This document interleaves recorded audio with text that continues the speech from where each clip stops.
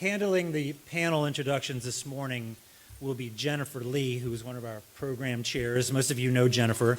She's a partner at Jenner & Block, and she previously served for over 13 years in the SEC's Division of Enforcement, where she was an assistant director.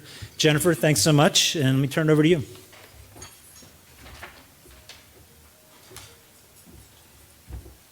Okay, good morning, LA. What better way to start Securities Forum West with a panel of my friends focused on West Coast enforcement. So that's defending parallel investigations involving the SEC, DOJ, California AG, DFPI, and the list goes on. So I'm happy to introduce the moderator for today's panel, which is Ken Herzinger, partner at Hastings. Stephen Cam on the very left is trial counsel at the SEC's LA regional office. We have Jina Choi. I'm so happy we can prove we're different people. She's a partner at Gibson Dunn. Dan Shallman, partner at Covington, and then Ed Westerman, an amazing forensic accountant at Secretariat. He made me say this. So on to the panel. Okay, great. Welcome, everybody. So we're going to start off this panel with hypothetical, which is loosely based on maybe some real facts that may have occurred at some point in time. The hypothetical is that a CEO and 2 employees in the accounting function at a publicly traded Bay Area artificial intelligence company that sells hardware incorporating chips allegedly forged contracts, emails, purchase orders, and an audit confirmation to boost the company's financial results and meet their earnings expectations. There were allegedly 3 fake invoices that ranged in value from $20 million to $75 million for a total of $150 million in non-existent sales.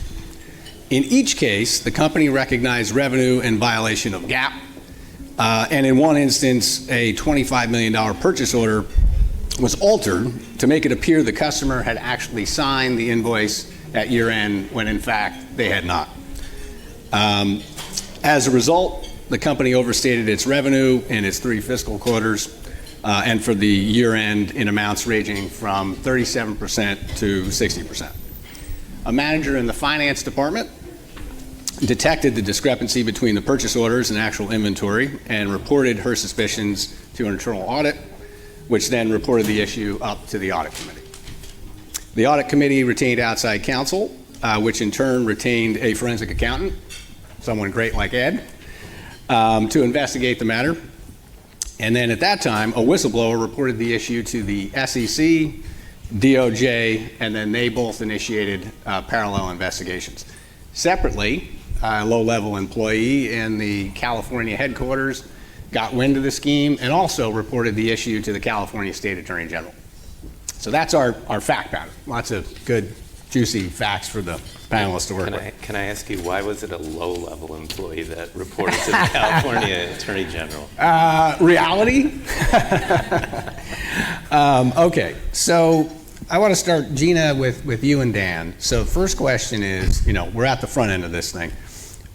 When is the right time to notify the government agencies, of the activities identified in the case study? And which one first and why? How would you guys approach this thing from the front end? Ken, the age-old question of when to notify the government. The right time to notify the government is a week, a day before somebody from outside notifies the government. The tricky thing is trying to figure out when that is, how to report, where to report. And I think that's when you want to get some experience, some expertise, some credibility, talk to somebody about how to do that.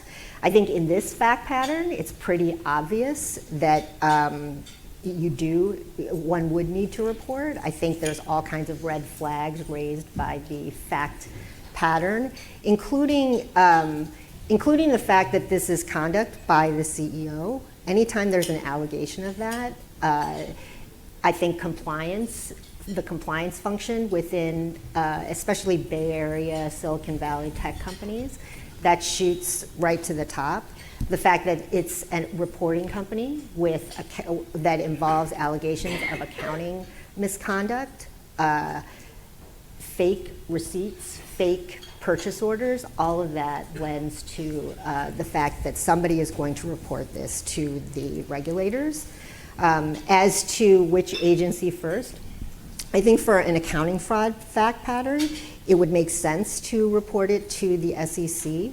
I think it would also make sense with this fact pattern to report to the Justice Department, especially given some of the guidance we received earlier this week from in the Gagliotti memo. So I think that this is a prime example of where issuers, defense counsel would be guiding their clients towards self-reporting. So, by the way, good morning. And it's an honor to be on the Ed Westerman is amazing panel today. Thank you.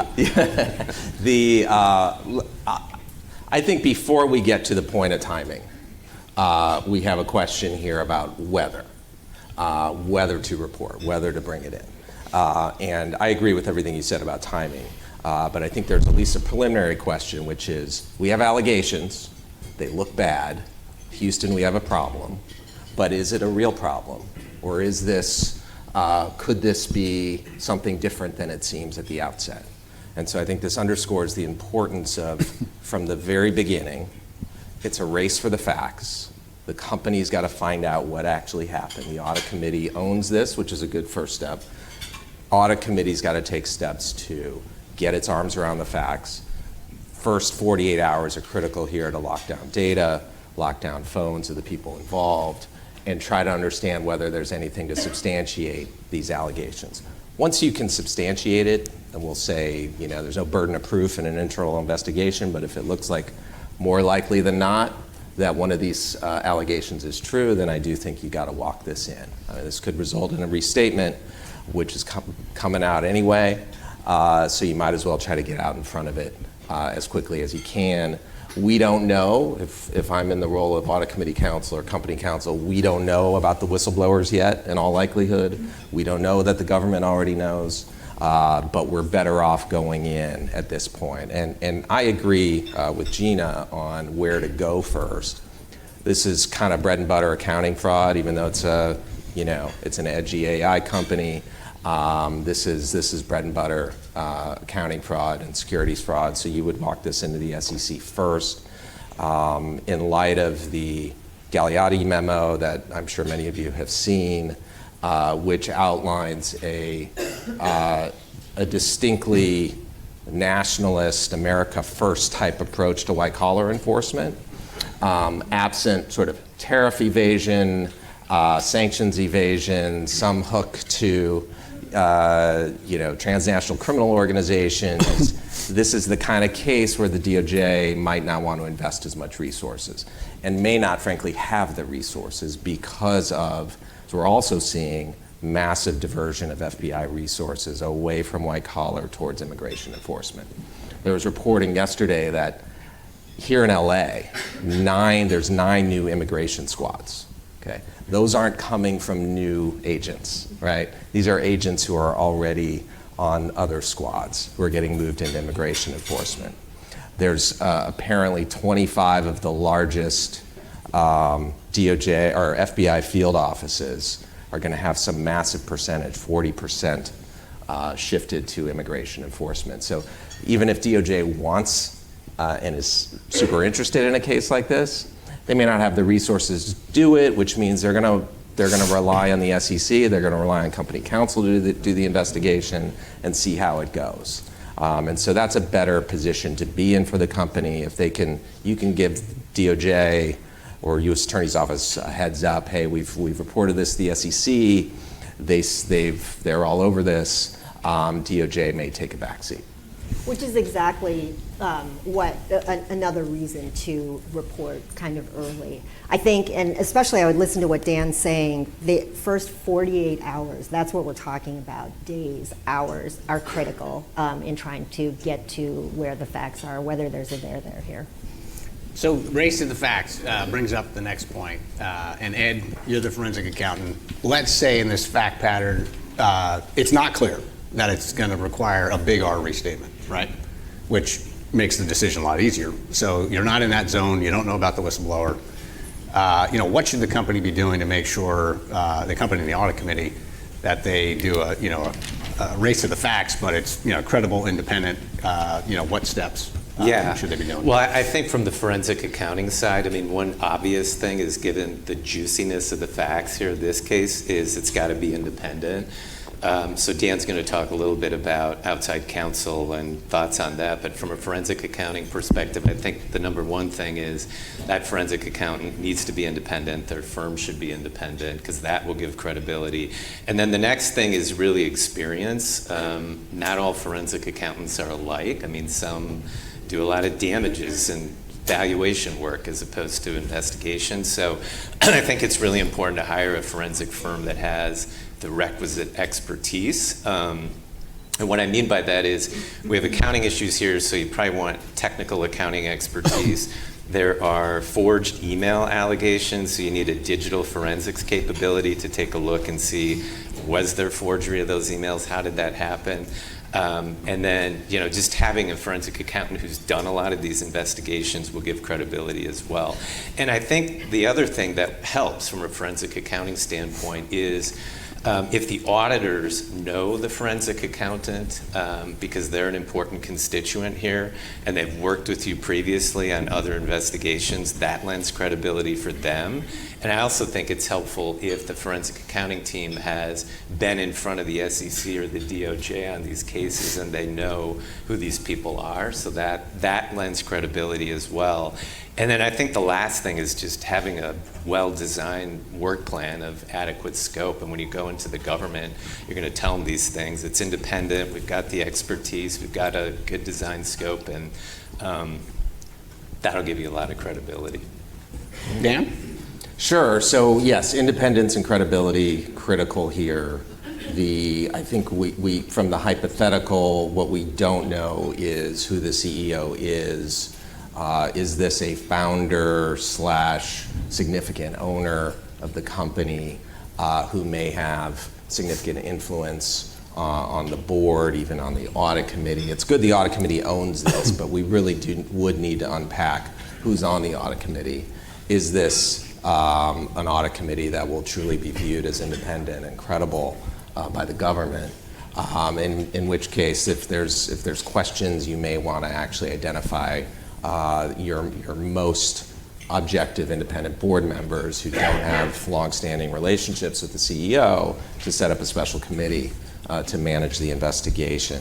Can I just say something on that? I think that's a super important point, because when you come into these things, you have board members who are leading this, who are all over the board in terms of expertise. A lot of them have never been through this before. Sometimes if the audit committee is not independent and they set up a special committee, they're even less knowledgeable about how these things play out, right? And they may not have that level of accounting sophistication the audit committee does. So it really does impact the dynamics of the investigation, at least internally.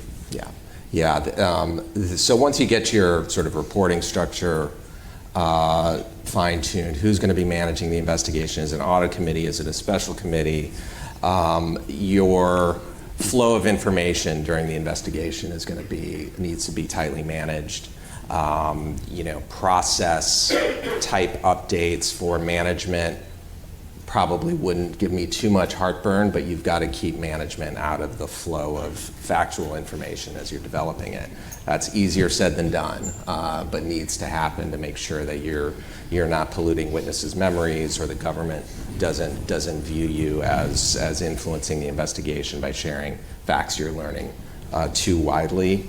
The other piece to maintain credibility is locking down data. I mean, this is an obvious point, but that first 48 hours, once you find out about this, you can obviously lock down emails, Slacks, internal messaging, but email hygiene is much better now than it was 5-10 years ago. The real nuggets of evidence now, and the government knows this, are on people's phones. It's in Signal chats, it's in WhatsApp, it's in Telegram. So you got to get images of people's phones.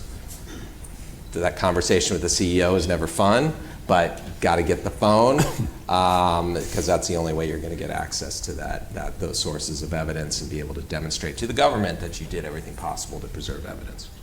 And I think we're talking about the government here is a very important stakeholder, and that's really important to this panel. But also, this is a publicly reporting company. So the auditors are a huge stakeholder here, and they will be on you to make sure, what are you doing to make sure that there is independence, and they will be asking questions about, especially when we're talking about conduct of a CEO. And I think Dan brings up a great point that, especially where we are, in California, in Silicon Valley, that dynamic of the founder CEO is a real one, and injects all kinds of issues. I also think kind of the guiding light in a lot of this is what I find myself asking is, you want to be in the position so that the government understands that you are taking this seriously. What are you doing to take this seriously? And if your answer is, this is a disgruntled employee, there's no truth to this, and you're just giving it the back of your hand, that will not give the government or your auditor comfort that you are taking this seriously and that you are trying to run to ground zero, locking down evidence, preserving evidence, and moving forward. Right? So Stephen, I want to get you involved and get back, bring us back now into the parallel investigation aspect. So how does the SEC typically get involved with, working with other agencies and we've got a parallel investigation scenario here. So how does that, typically get initiated from your perspective, on the staff? So I'll start with my narrowly tailored, highly individualized disclaimer, which I'm sure that you will not hear for the rest of the day. Yeah. So my statements today are made in my capacity as senior trial counsel at the SEC. They do not necessarily reflect the views of the commission, the commissioners, or its staff. So to get to your question, I think the first point to make the backdrop is that parallel investigations are contemplated by the Securities Act, by the Exchange Act.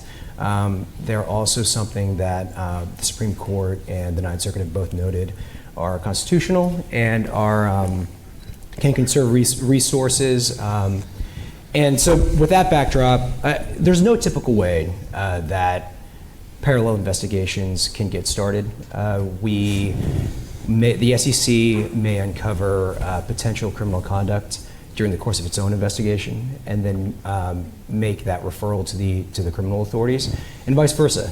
The criminal authorities could make a referral to us, or as in this hypo, it's also very possible that both agencies learn of the alleged misconduct at the same time through the course of public reporting, whistleblowers, as here, or cooperators.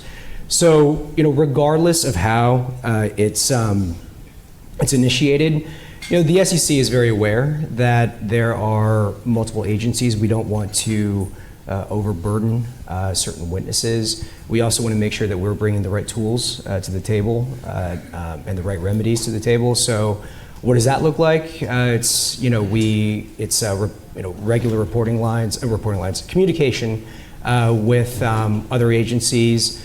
Periodic deconfliction meetings with other agencies, and evaluating the tools, as I said, and the remedies that we bring to the table.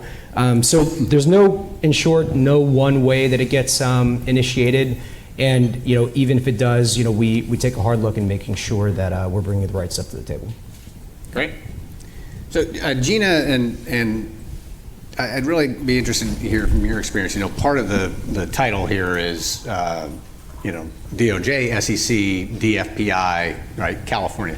How often, in your experience, do those federal agencies actually interact with the California State Attorney General or the DFPI or other state regulatory bodies? I mean, I know, sometimes when it's a regulated entity, sure, right, investment advisor, broker dealer, but in a fact scenario like this, more plain vanilla, how often have you seen that?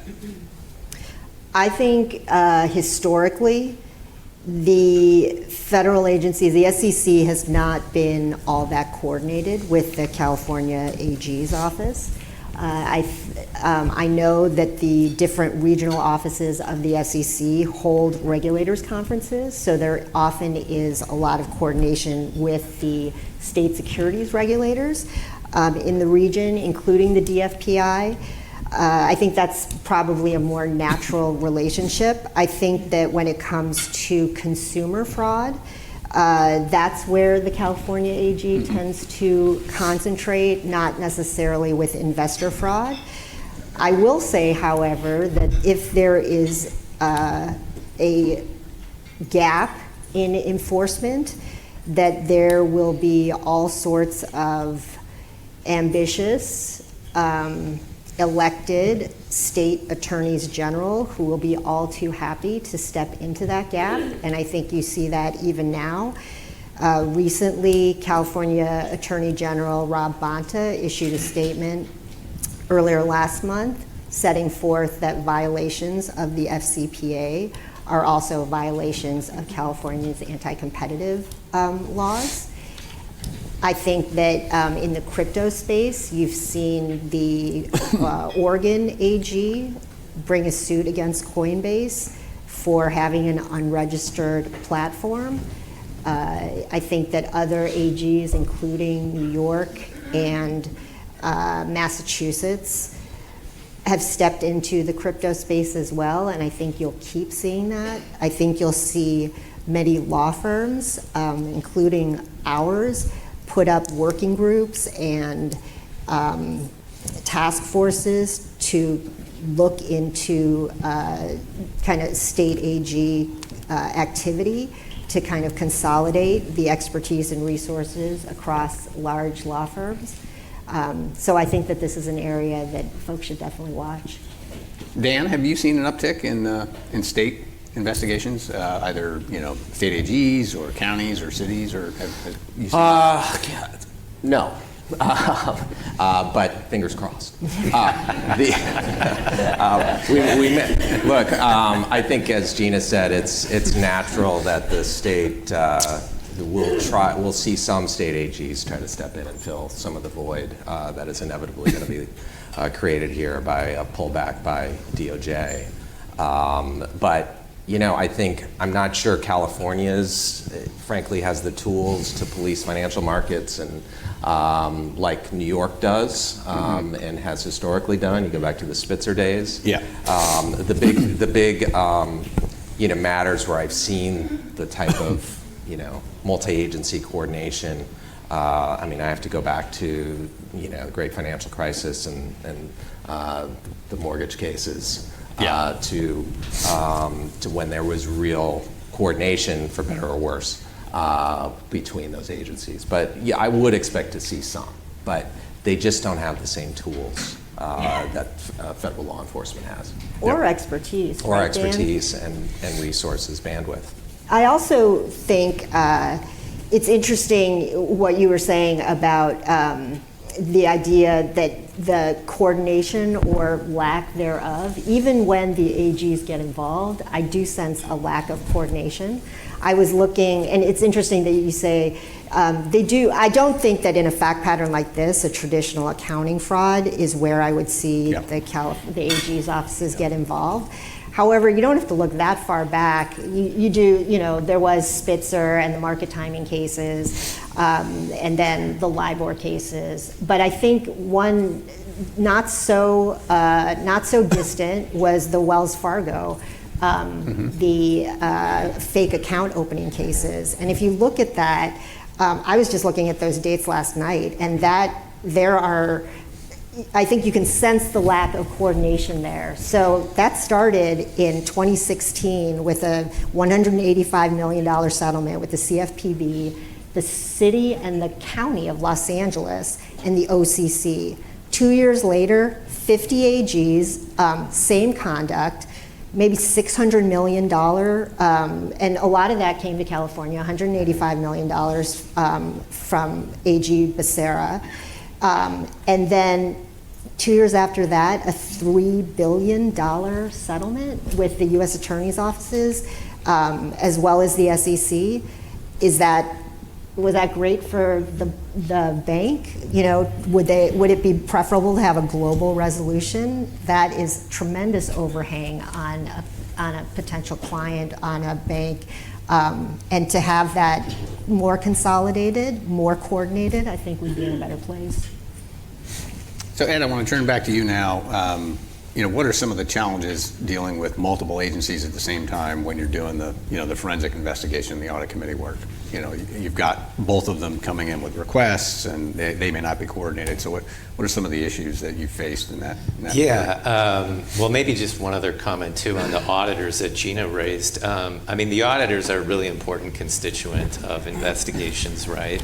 And I think you need to think about what it is they're trying to achieve, and that there's multiple constituents from the audit firm. So you've got the audit team, you've got the forensic accountants from the auditors, and then you're going to have national office involved as well. So I would say on the audit side, I mean, they will particularly pay attention to the fact that there are 3 sets of agencies that are looking at this, but I don't necessarily think that's going to drive their behavior from a huge impact standpoint, because at the end of the day, what they're interested in is the integrity of senior management, right? Because rep letters have to be signed, and you have the CEO who's a subject of this investigation. You've got a potential illegal act with falsifying documents. That illegal act, if it's true, or illegal acts, also can have a material impact on the financial statements, not only the current ones, but the ones that have been filed previously. And so I'm pretty sure this is a situation where the auditors aren't just going to quickly sign off on the year-end financial statements and then go away. So from the auditor perspective, I really think they will pay attention to the fact that there's multiple parallel investigations, but really at the end of the day, they're going to want to make sure that the investigation's adequately scoped by competent people before they sign off on it. So a really important constituent. Does the fact that DOJ is involved versus just the SEC raise the stakes, though? I mean, isn't that something, you know? Well, I definitely think I mean, that's all going to get their attention, for sure. So yeah. So want to talk a little bit back to Stephen, you know, in this hypothetical. So, you know, if you could talk us through a little bit of, you know, what are the benefits to the SEC in participating in, you know, not just this hypothetical, but in a parallel investigation, you know, sort of how does that work, and what's the upside, I guess, for the staff in, you know, in coordinating and being involved? So look, there are multiple efficiencies that can be had by multiple agencies taking similar steps at the same time.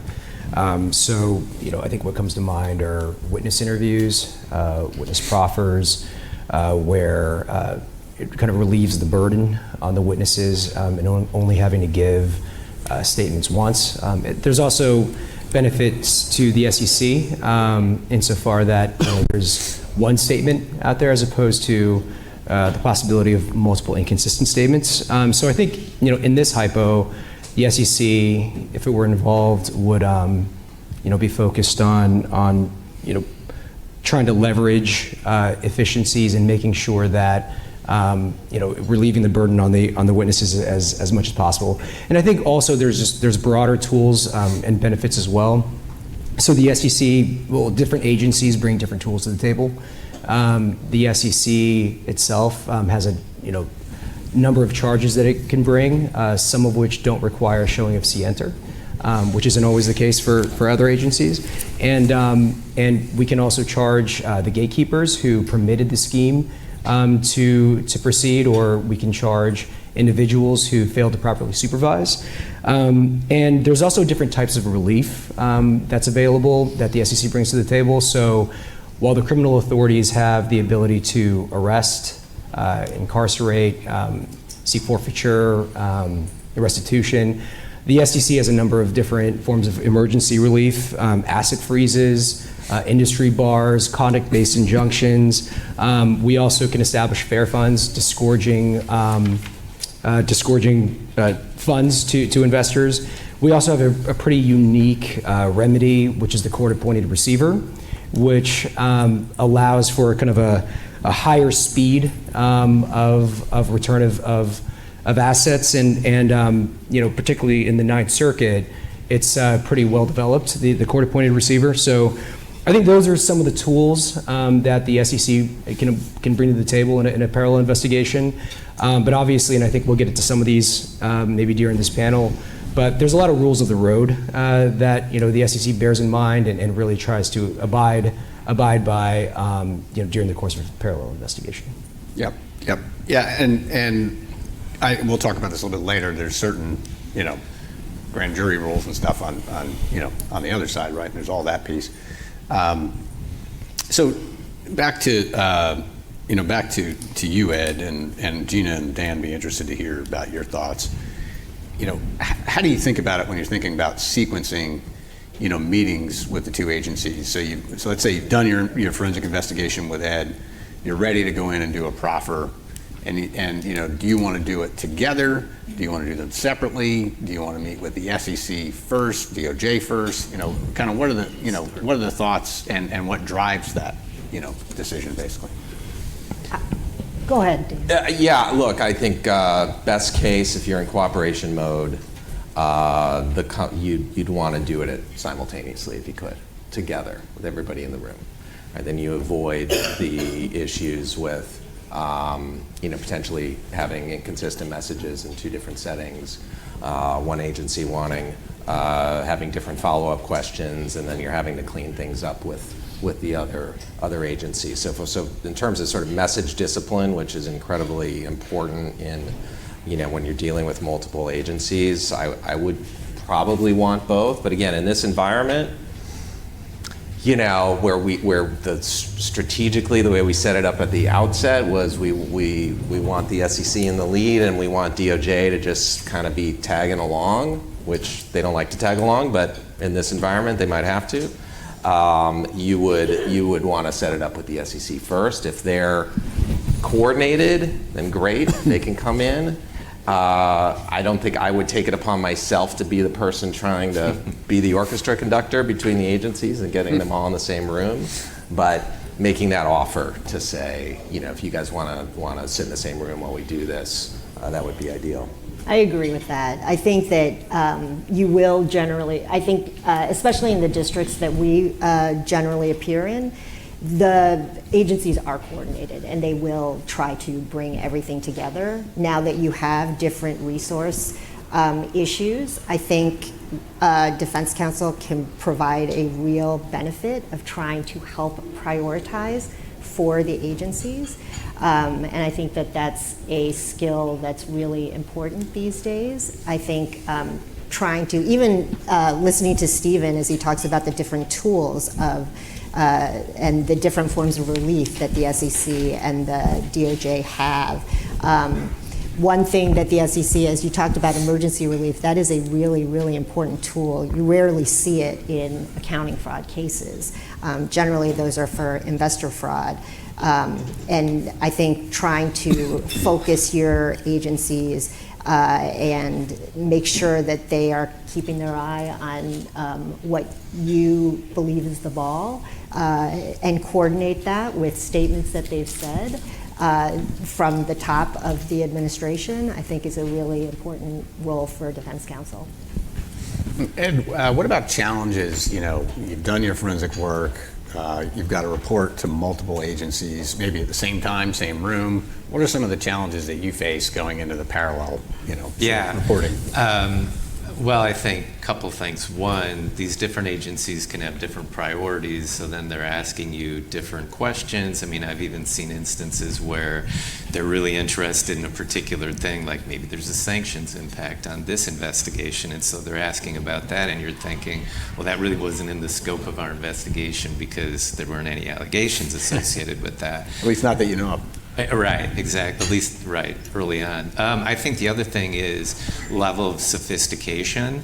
I mean, the SEC does have accountants, so if you get into these technical accounting issues, it's much easier, I think, to have a discussion with them as opposed to maybe the DOJ, who are maybe less concerned about the technical accounting issues and more interested in, we have the CEO here of an AI company, and so if we find that the CEO really wasn't involved in those things and we exonerate that CEO, they may be far less interested and go away. And then I think to maybe Dan, you made this point, or Jina, I actually haven't had a case where like this where the state attorney general has been involved. And so I think normally, even if they're informed, they kind of take a back seat to the SEC and the DOJ.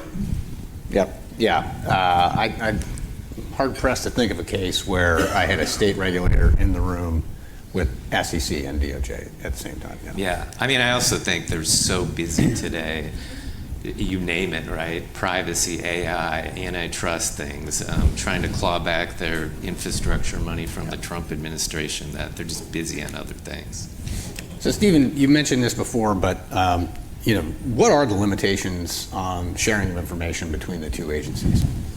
So, each agency is independent. The SEC has its own purpose in initiating its own investigation. It can't open an investigation on behalf of another agency strictly to benefit another agency. Same thing for the DOJ. They wouldn't open up an investigation to extract civil monetary penalties for the SEC, and same thing for the California AG as well. So, I think the key is, and the focus is to keep each investigation from the SEC's perspective independent, not forming one single prosecution team. But look, communication between the different agencies is important. It can allow for much more quick, more efficient investigation.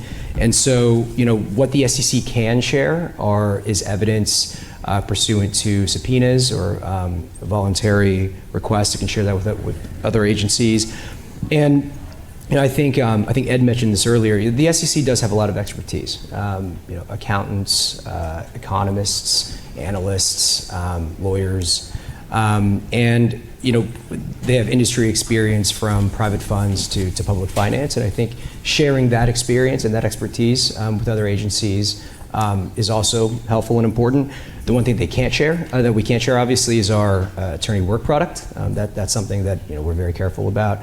And on the DOJ side, they can share things, evidence gathered from search warrants, seizures, undercover operations. But I think, Ken, you mentioned earlier, one thing they can't share is 6E material, the grand jury, evidence that would show the matters before a grand jury. It's basically to preserve the secrecy of the grand jury proceedings. So I think those are some of the limitations and things that, at least from the SEC, that we're thinking about during the course of the parallel investigation.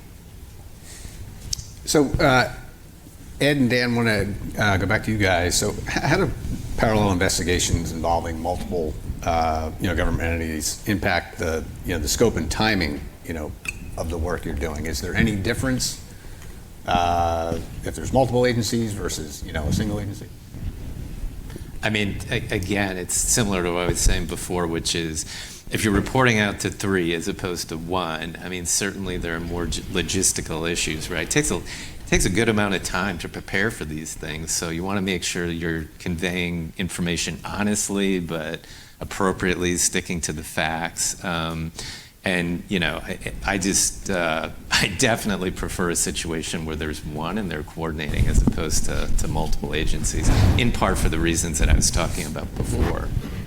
Yeah, and I think it's from the company side, defense counsel side, you may have, this is probably more common than not, that you may have different firms representing the company in front of different agencies. And the audit committee here. And then multiple clients with interest before multiple agencies. So the number of cats to herd can be challenging. And again, that's where it goes back to sort of message discipline and making sure, at least on the defense side, you're coordinated, have maximum visibility into what's going on. It's a race for the facts. It's also a race for information as to what the government is hearing. And so timing, obviously, you got to find out as much as you can, as quickly as you can, to keep the government sort of satiated in their quest for information. But it is, it's one thing having, one head chef and a bunch of line cooks. It's another to have 5 head chefs with their own set of line cooks to try to keep keep the meals showing up on time. So that's one of the biggest challenges we face. And Stephen and Gina, I want to ask you guys, Stephen, I think you mentioned a little bit about this, back to the parallel piece, and there is court precedent on this, right? So what are the factors that the courts look at in determining, whether to find a parallel investigation is joint or independent, and then if they are, if they do find that it's actually a joint investigation, what are the consequences? I guess I can take that first. So, from the SEC's perspective, and I think you mentioned it, the focus is maintaining independence in our investigation and following the contours set forth in the Supreme Court and Ninth Circuit. And so kind of what does that mean for the hypothetical? It means, as I said earlier, taking investigative steps that are meant to benefit our investigation, not solely for another agency. When we provide Form 1662 letters, warnings, putting witnesses on notice that there might be multiple agencies investigating, not acting as a prosecution arm for the criminal authorities. That means not presenting evidence in a grand jury. That means keeping ourselves, we're not part of the 6E list. And I think primarily it also means we're in charge of our own charging decisions. We're not involved in other agencies' charging decisions. Regarding your question, though, about how courts look at it, I think courts have noted that it's a pretty case-by-case, fact-specific, intensive exercise. But the one consequence it could be, if there is a finding of a joint investigation, one consequence could be that one agency might be responsible for searching, through files of another agency and producing responsive materials. So I think that's one consequence. Great. Yeah, I think the key factors are probably what the courts are looking at for parallel and joint investigations. But I think Stephen brings up a really good point about, and I think the SEC has always been very sensitive to this, that they are not seen as a stalking horse for a government criminal investigation. I think judges in this circuit are very sensitive to that. I think it's been many years since the Stringer decision in the Ninth Circuit, but that's something that the LA office, the San Francisco office takes very seriously, has always been part of the training. And I hope with some of the experience leaving the agency that they don't, that relevance hasn't left. I assume it won't, but I think it's really important for the government to make sure that that's top of mind for them as they go through these investigations. Great.